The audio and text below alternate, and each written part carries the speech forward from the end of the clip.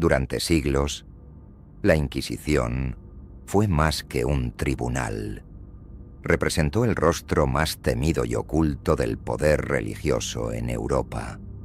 Se decía que su objetivo era proteger la fe, pero sus métodos infundían terror y sometimiento absoluto.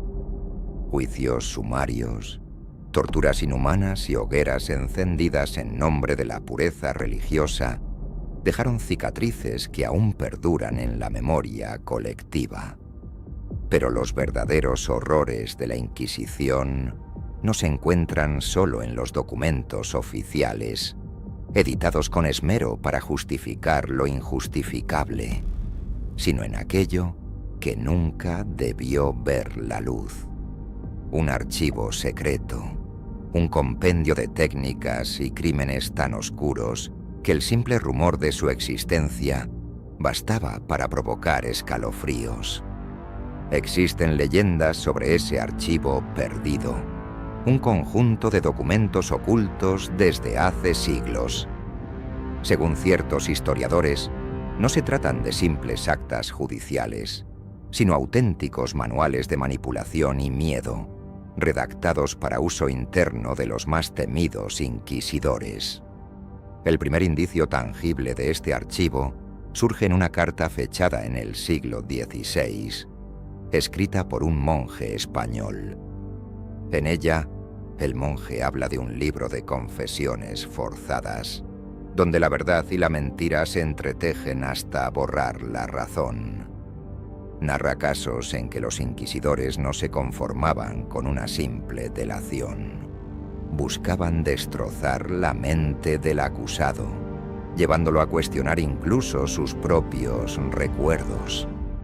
Privaciones de sueño, interrogatorios infinitos donde la repetición era instrumento de locura, celdas completamente a oscuras donde el único sonido era el monótono goteo del agua.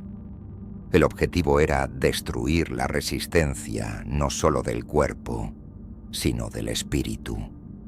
Suscribirse es gratis y solo necesitas un clic para seguir descubriendo los secretos más perturbadores de la historia. El archivo perdido describe prácticas tan avanzadas que parecían propias de una oscura proto-psicología.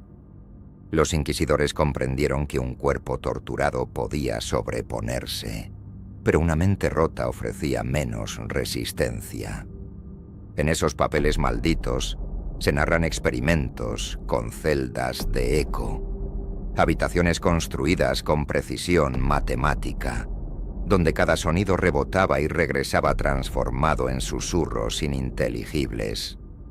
Personas encerradas ahí, escuchando sus propias voces distorsionadas durante días, terminaban convencidas de ser poseídas o perseguidas por demonios. El propósito era quebrar la voluntad, alterar la percepción de la realidad, obligar a confesar cualquier cosa.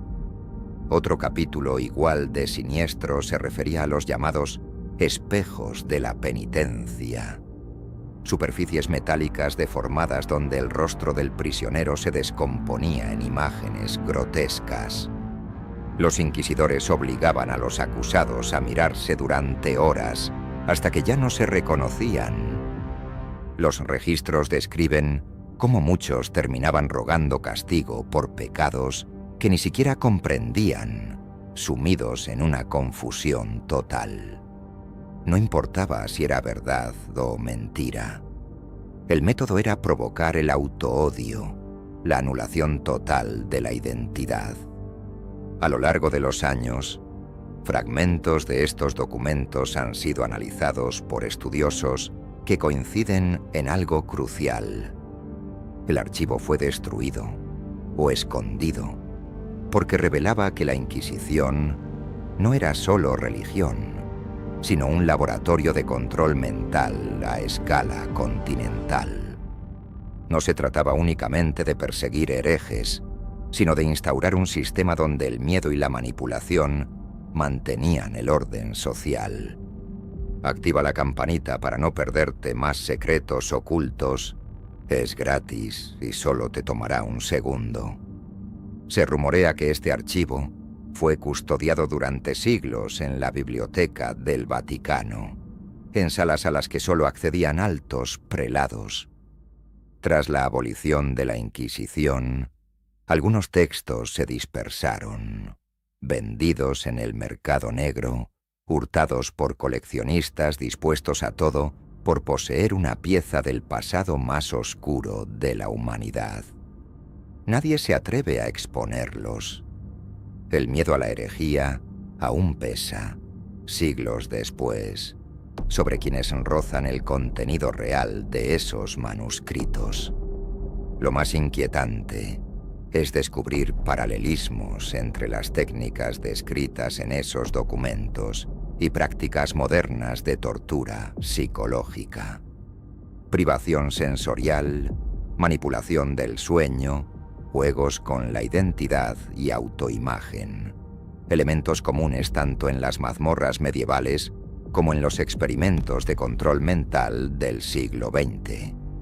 La pregunta inevitable es: ¿cuánto de lo que hoy consideramos innovación en manipulación social proviene, sin saberlo, de aquellos archivos malditos? El archivo perdido de la Inquisición no es solo una pieza arqueológica, es el recordatorio de que el conocimiento, cuando se pone al servicio del poder absoluto, puede engendrar pesadillas. Aún hoy, el temor a que su contenido salga a la luz ensombrece la historia oficial.